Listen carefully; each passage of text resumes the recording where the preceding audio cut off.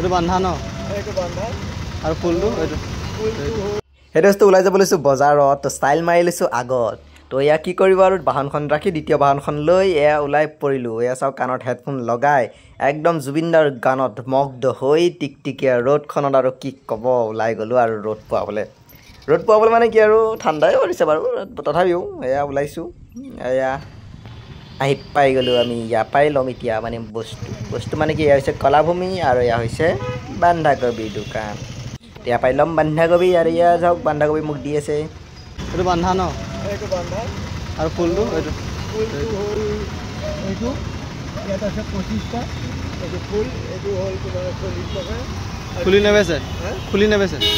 30 টকাৰ পুলি ল'লোঁ আৰু ইয়াৰ পৰা এটা এটা গন্তি কৰি দি আছে মোক যাতে এটাও বেছিকৈ নাহে দেখিছে ইয়াৰ লৈছোঁ মই বন্ধাকবি পুলি আৰু ফুলকবিৰ পুলি তো এয়া 16টা দিছে মোক মই ইয়াত লৈ